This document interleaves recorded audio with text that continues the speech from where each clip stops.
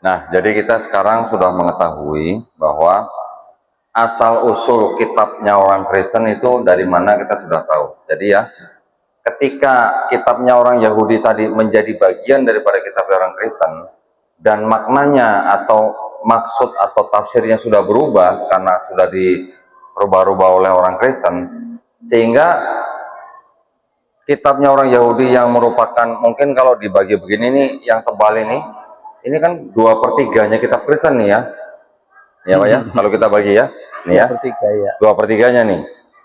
Ini sebenarnya di dalam kitabnya Yahudi ini sebenarnya masih ada tauhidnya Pak, ya, masih ada ajaran tauhidnya. Contoh saja beberapa yang saya coba bandingkan dengan Islam. Bukan saya mau membandingkan Quran dengan kitabnya orang Yahudi, bukan. Tapi ayat-ayatnya coba kita lihat supaya kita sudah biasa nih dengan ayat di dalam Quran yang ini. Ketika ada ayat di dalam kitabnya orang lain, ada kemiripan nggak? Ada benang merah nggak gitu ya? Di dalam kitabnya orang Yahudi itu di Ulangan 6 ayat 4 dikatakan apa?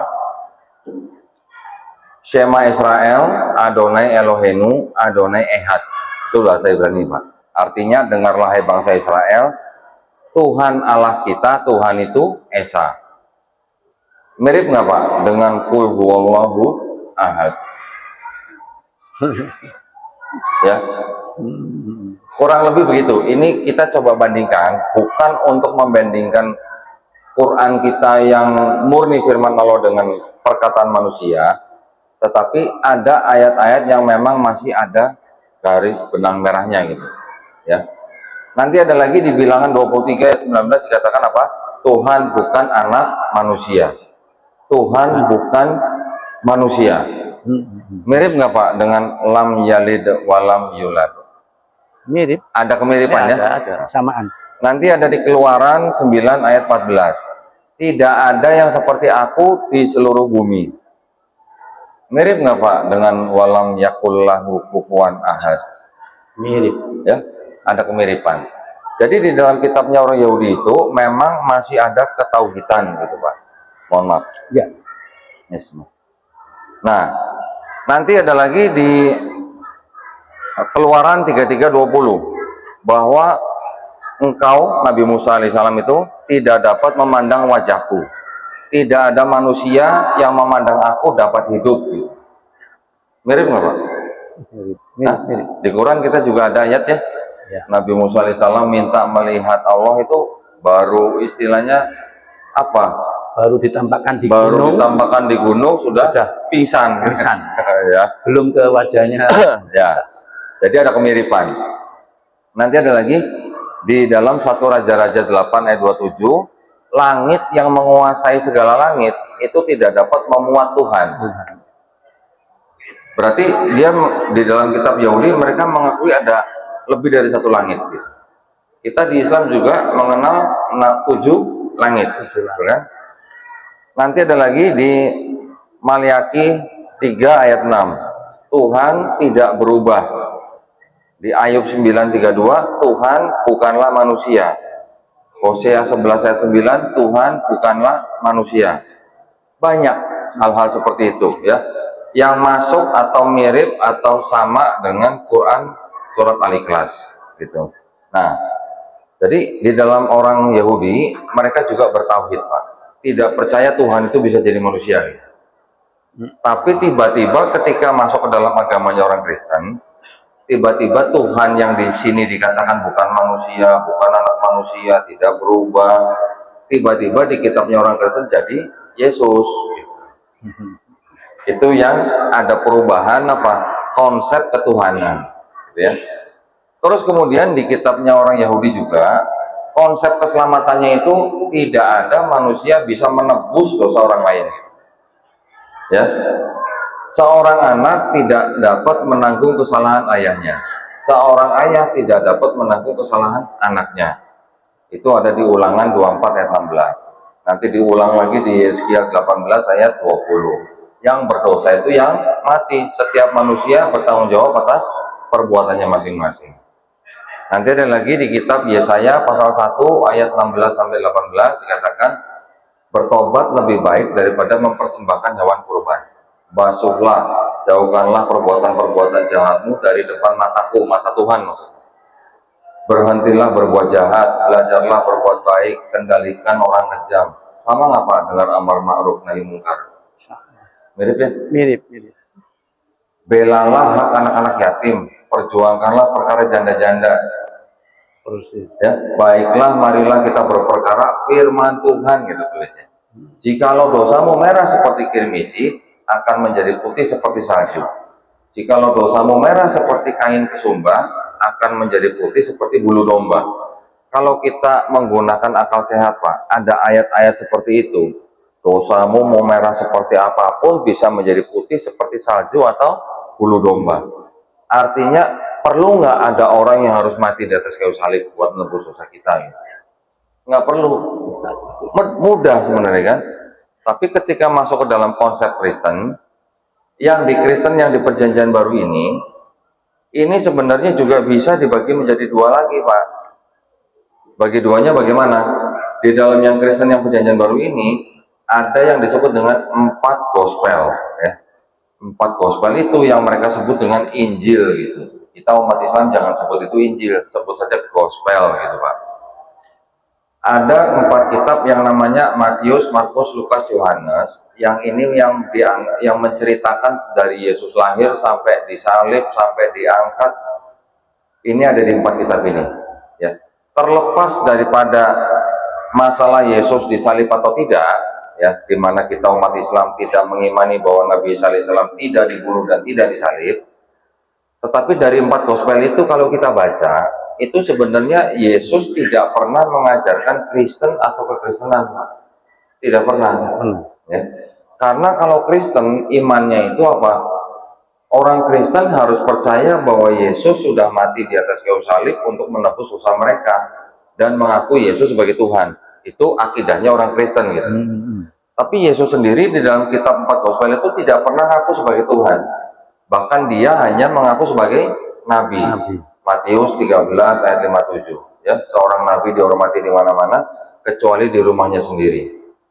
Yesus juga tidak pernah menyuruh orang-orang bangsa Israel untuk menyembah dirinya dia. Yesus bilangnya apa? Sembahlah Tuhan Bapa. Bapa itu sebutan untuk Tuhan yang Maha Esa, gitu Pak ya. Mungkin dalam tradisi Yahudi memang ada istilah Bapa dan anak. Karena apa? Untuk membedakan kalau yang disebut dengan anak Tuhan atau anak Bapa, itu maksudnya adalah bangsa pilihan. Maksudnya itu orang soleh. Maksudnya itu adalah orang nabi, gitu. Itu disebut anak Tuhan. Gitu. Bahkan malaikat juga disebut anak Tuhan. Bahkan iblis pun disebut anak Tuhan. Ya, itu hanya istilah buat mereka. Tetapi yang disebut dengan anak Tuhan itu bukan berarti Tuhan itu sendiri gitu. Ya, itu Yahudi. Tapi ketika ke Kristen memang masih dipakai sebutan anak Tuhan, tapi khusus untuk Yesus karena Yesus disebut anak Tuhan, Yesus juga Tuhan gitu. Jadi ada pembedaan gitulah, pengkhususan kepada Yesus. Ya. Yesus sendiri kalau kita baca juga mengajarkan apa yang ada di dalam kitabnya orang Yahudi ini Pak. Ketika Yesus ditanya oleh ahli-ahli Taurat, apa hukum yang terutama? Yesus menjawab, hukum yang terutama adalah apa? Adonai Elohenu, Adonai Ehad. Diulang dari kitab yang tadi ulangan 6 ayat 4 yang diucapkan oleh Nabi Musa alaihissalam. Sama gitu ucapannya. Jadi Yesus di dalam Perjanjian Baru juga mengatakan bahwa janganlah kamu menyangka bahwa aku datang bukan untuk meniadakan hukum Taurat. Aku datang bukan untuk meniadakan hukum Taurat, tapi untuk menggenapinya. Lebih mudah langit dan bumi hancur dibandingkan 1 iota. Iota itu huruf terkecil dalam bahasa Ibrani untuk dihilangkan. Tetapi ketika kita baca surat-surat Paulus, nah ya, jadi di dalam Perjanjian Baru itu ada 4 gospel yang menceritakan tentang Yesus, tapi juga ada 13 surat-surat Paulus. Paulus itu sopo gitu Pak ya. Nah, Paulus itulah pendiri agama Kristen. Ya. Paulus itu yang menciptakan agama Kristen. Paulus itu berserta pengikut-pengikutnya setelah tinggal di kota Antioquia. Ini menurut kitab ini ya. Setelah tinggal di kota Antioquia selama setahun, baru dia dan pengikut-pengikutnya dipanggil atau disebut Kristen.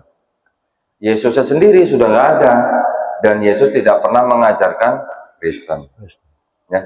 Yesus malah bilang sama orang-orang Israel apa? Kalau kalian tidak bertobat dan menjadi seperti anak kecil ini, kalian tidak akan masuk surga. Itu ajaran Yesus di dalam 4 gospel. Matius 18 ayat 3. Ya.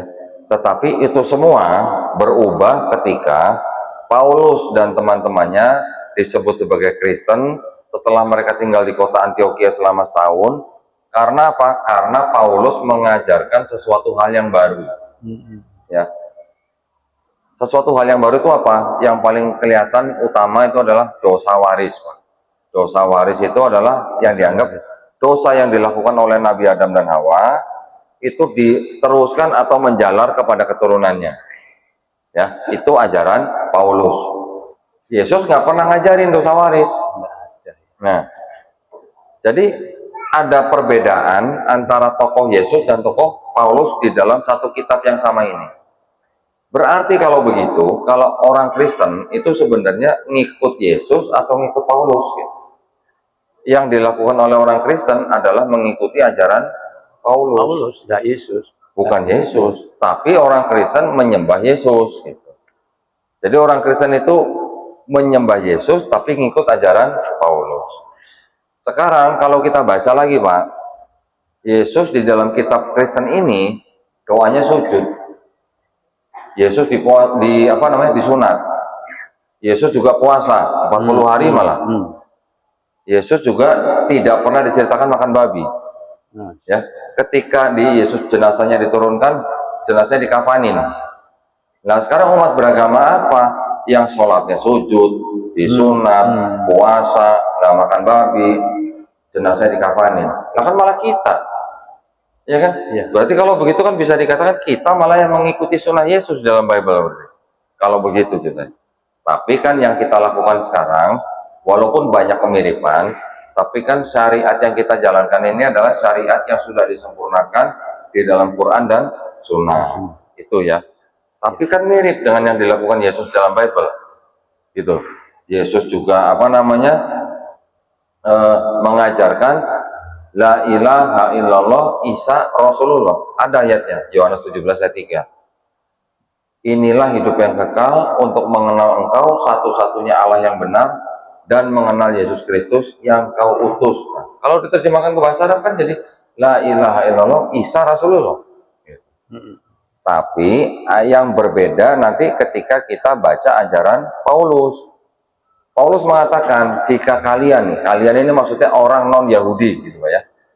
Jika kalian orang non-Yahudi tidak mengakui Yesus sebagai Tuhan dan Juru Selamat yang sudah mati di atas kayu salib untuk menebus dosa kalian, kalian tidak akan selamat. Sedangkan Yesus ajarannya, jika kalian tidak bertobat dan menjadi seperti anak kecil ini, kalian tidak akan masuk surga. Jadi ada perbedaan. Ajaran yang Yesus sama dengan ajaran yang Yahudi. Karena tidak membatalkan hukum Taurat. Ajaran yang Paulus, itu berbeda dengan ajaran Yesus.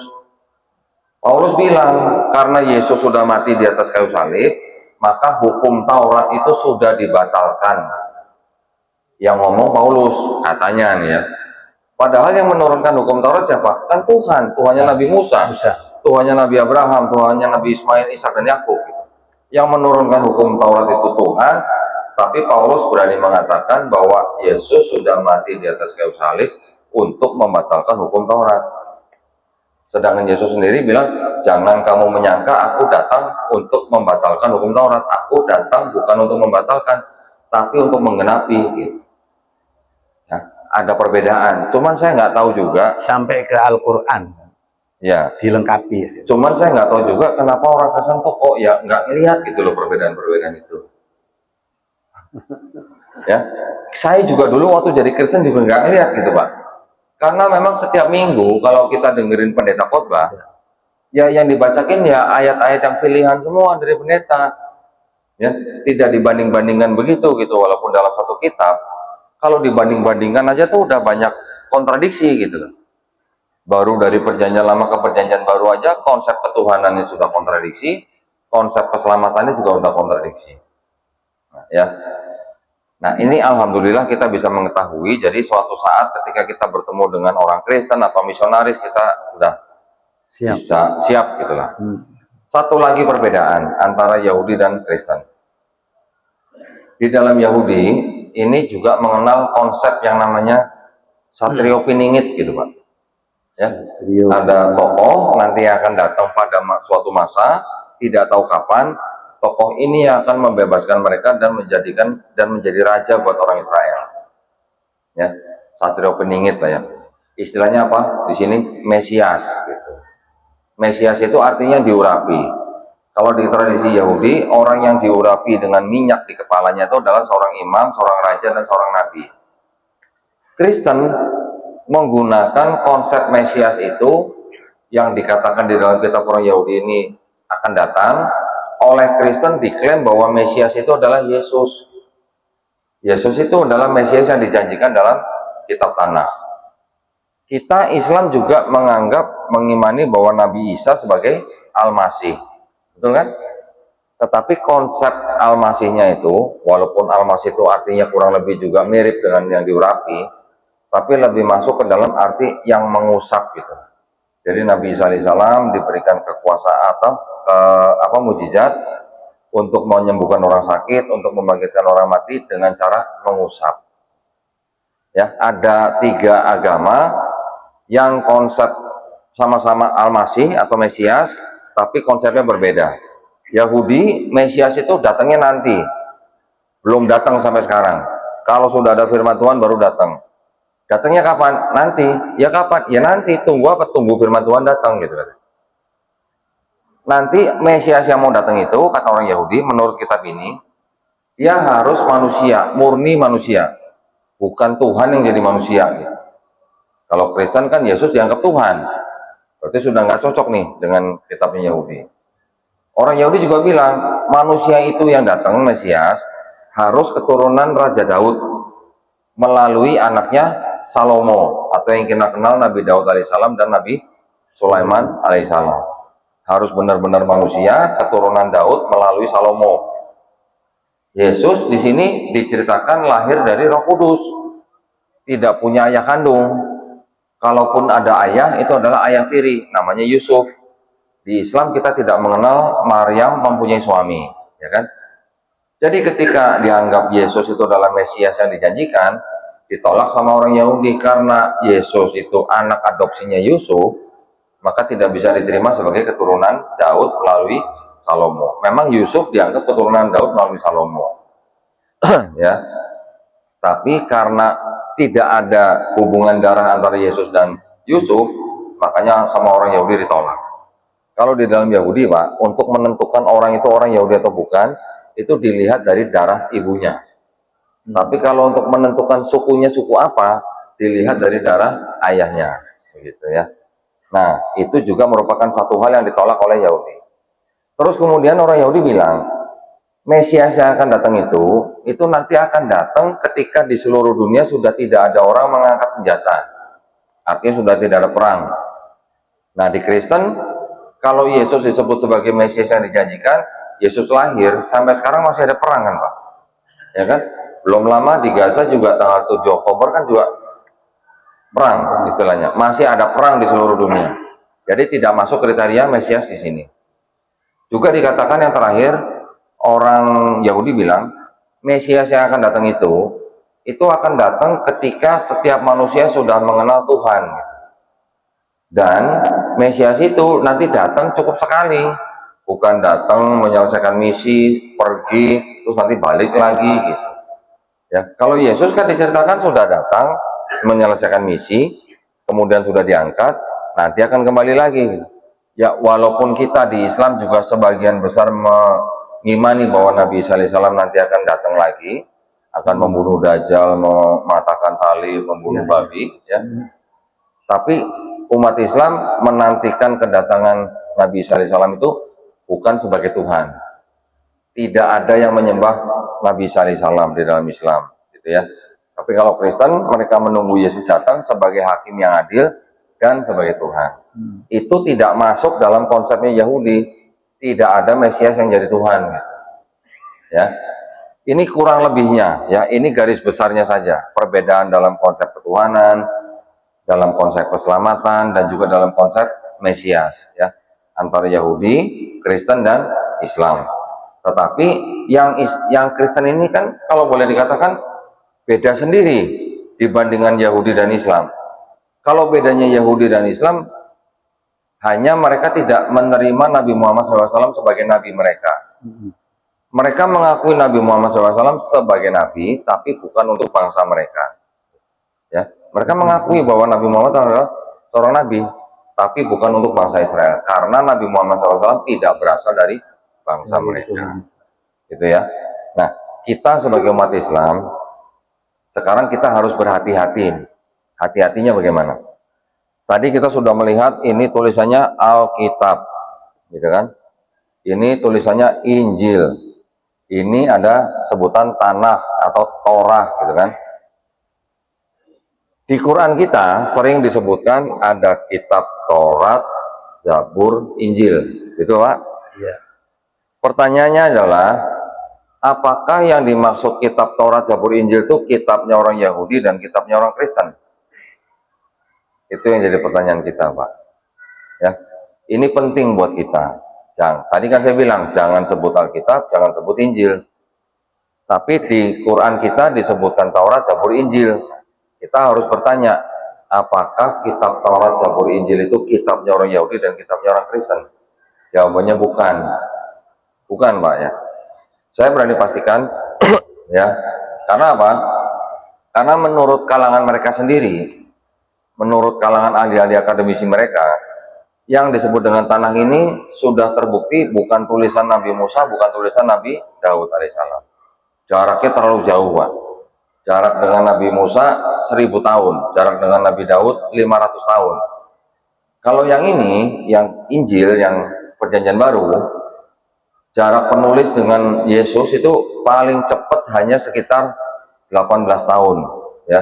Dari Yesus diangkat, 18 tahun kemudian baru Paulus yang menulis pertama kali.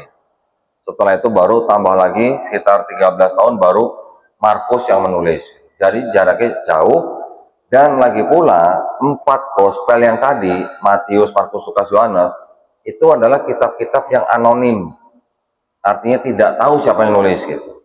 Dan menurut ahli-ahli mereka sendiri, yang menulis 4 gospel itu adalah orang-orang yang bukan saksi mata langsung. Tidak mengenal saksi mata langsung. Ibaratnya orang-orang yang tidak pernah ngopi bareng Yesus gitu lah, Pak. Ya.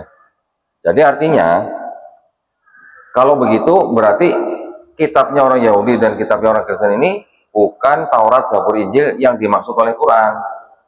Karena apa?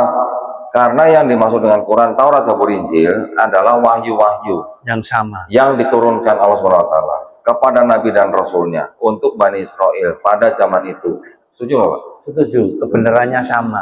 Setuju, Pak, ya? Iya. Pernah baca nggak, Pak, di Quran? Kitab Taurat, Zabur, Injil dijanjikan untuk dijaga. Ya, kalau dijaganya, asal itu tidak dirubah oleh tangan-tangan tadi, yang ini berarti kan produk manusia. Ya. Ada janji dari Allah Subhanahu Wa Taala. Kemurniannya tetap mentauhidkan kepada Allah SWT. Maksud saya, Quran dijanjikan dijaga oleh Allah sendiri. Taurat, Zabur, Injil ada nggak, Pak, ayat seperti itu? Kalau pernah baca? Nggak ada. Nggak ada. Yang dijaga itu penyempurna ini Al-Quran. Saya nanya Taurat, Zabur, Injil gitu. Kalau Taurat kita sudah yakin, Taurat Quran kita sudah tahu, ya. Kami yang menurunkan, kami pula yang menjaganya. Tapi kita nggak pernah baca Taurat, Zabur, Injil dijanjikan untuk dijaga, kan, Pak? Tidak. Di hadis juga kita nggak pernah baca, kan? Jadi oleh karena itu, karena kita sudah bisa mempelajari siapa yang menulis, kapan ditulis, di mana ditulis, dan sudah terbukti yang nulis bukan Musa, Daud, ataupun Yesus, jadi ini bukan Taurat, Zabur, Injil yang dimaksud di dalam Quran. Satu lagi, Pak Ustaz, satu lagi. Di Quran surat Al-A'raf, ayat 157. Mereka beriman kepada Nabi yang ummi, yang namanya tertulis di dalam Taurat dan Injil. Benar. Ya, Pak, ya? Betul, kan? Iya. Ada nggak, Pak, nama Nabi Muhammad SAW di sini? Atau ada nggak nama Nabi Muhammad SAW di kitab ini? Nah, ini memang perlu dipelajari ya. Ada perbedaan pendapat bahwa nama Nabi Muhammad SAW ada yang bilang disebut, ada yang tidak. Tapi kalau secara tegas nama Muhammad di dalam kitab ini, itu saya boleh katakan tidak ada. Ya. Entah karena sudah dihilangkan, entah sudah disamarkan, entah sudah disembunyikan. Pokoknya di dalam kitabnya orang Yahudi dan kitab orang Kristen itu tidak ada nama Muhammad. Okay. Kalaupun ada yang mengatakan bahwa ada di Kidung Agung 516 kata Muhammadin yang artinya terpuji gitu. Ini tuh, kalau yang asli di Injilnya itu yang asli, bukan yang sudah modifikasi, itu menyebutkan nanti setelah Isa akan ada nabi yang bernama Muhammad. Yang mana Pak asli? Di mana yang asli Pak? Berarti sudah nggak asli, yang Injil yang asli. Iya, ini udah nggak asli. Terus yang asli di mana? Kan itu pertanyaannya. Kita sering ditanya Pak sama orang-orang Kristen. Kalau orang Islam bilang kitab kami sudah dipalsukan, terus kitab aslinya di mana? Ya kan gitu. Jawabnya gimana Pak? Gampang. Jawabnya gampang. Tadi saya mengatakan bahwa Taurat, Zabur, Injil adalah wahyu-wahyu yang diturunkan Allah SWT kepada Nabi dan Rasulnya untuk Bani Israel pada zaman itu. Karena saya belum selesai menjelaskan, Bapak sudah nggak sabar, sudah nanya nih.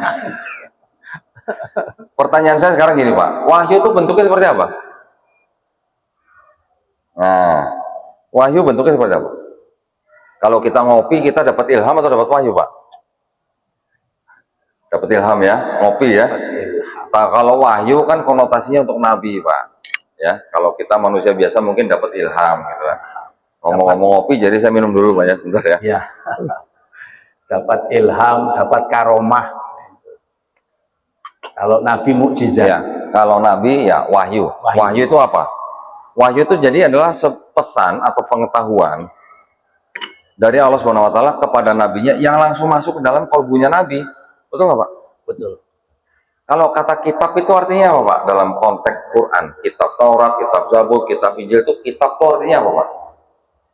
Kitab. Apakah harus berbentuk seperti ini? Tidak Pak. Ya. Kata kitab itu artinya memang bisa wahyu yang dibukukan seperti ini. Ini bisa artinya kitab. Tetapi selain itu, dalam banyak ayat di Quran itu konteks yang diberikan kepada Bani Israel itu bisa diartikan sebagai hukum, ketetapan, perintah, aturan dari Allah SWT kepada suatu kaum tertentu melalui Nabi dan Rasulnya. Jadi kalau disebut kitab Taurat, kitab Injil, belum tentu harus berbentuk seperti ini Pak. Ya, setuju. Contoh misalnya di Quran surat Maryam ayat ke-30, Nabi Isa alaihissalam berkata, aku dijadikan seorang nabi dan aku diberikan kitab. Apakah yang dimaksud kitab di ayat itu tuh buku yang jatuh dari langit itu? Kan nggak mungkin, karena Nabi Isa alaihissalam ketika bicara tuh masih bayi di buayan ibunya yang sedang membela ibunya menghadapi fitnahan atau tuduhan kaumnya. Betul? Jadi kitab itu belum tentu berarti buku. Maka itu kalau ditanya kitabnya mana yang asli, karena Nabi itu menerimanya wahyu, dan ketika Nabi itu sudah menyampaikan kepada Bani Israel, artinya wahyu itu sudah dijadikan hukum, ketetapan, perintah buat Bani Israel. Ketika nabinya wafat, ya sudah wahyunya ngikut dengan nabinya dong Pak. Itu maksudnya. Ya. Yang mungkin perbedaan perbedaan bahasa gitu sehingga menjadikan orang di luar Islam tidak begitu paham bahwa kata kitab itu artinya tidak harus buku gitu maksudnya. Ya. Tapi yang penting buat kita bahwa yang disebut dengan Taurat, Zabur, Injil itu bukan yang ini, bukan yang ini. Karena di Quran surat Al-A'raf tadi menyebutkan bahwa namanya tertulis di dalam Taurat dan Injil. Kalau di sini tidak ada namanya, berarti kan ini bukan Taurat dan Injil yang dimaksud Quran gitu loh Pak. Maksud saya begitu Pak ya. Ya. Mudah-mudahan dipahami ya Pak ya. Jadi kita jangan buru-buru kalau dengar ada kata Taurat, oh ini Taurat yang di Quran. Kalau kita dengar kata Injil, oh ini Injil yang di Quran. Apa susahnya bikin tulisan Injil aja begini, gitu ya. Nah, itu yang bisa saya sampaikan pada Bapak Ibu di sini. Mudah-mudahan kita semuanya terhindar dari upaya-upaya pemurtadan atau yang upaya-upaya pendangkalan akidah ya Pak ya. Mudah-mudahan kita semua dilindungi dan dirahmati Allah Subhanahu wa taala. Iya, iya. Dan insya Allah kita dijadikan golongan manusia yang mengikuti apa yang sudah diturunkan Allah Subhanahu wa taala melalui Rasulnya, dan insya Allah kita dijadikan golongan manusia yang menyaksikan keesaan Allah Subhanahu wa taala. Iya. Ya. Barakallahu fikum, kalau ada salah mohon dimaafkan, kata-kata dari saya, yang salah hanya dari saya, yang benar hanya dari Allah Subhanahu wa taala. Saya kembalikan kepada host ya, Pak ya. Akhir kata, wabillahi taufiq wal hidayah. Wassalamualaikum warahmatullahi wabarakatuh. Waalaikumsalam warahmatullahi wabarakatuh.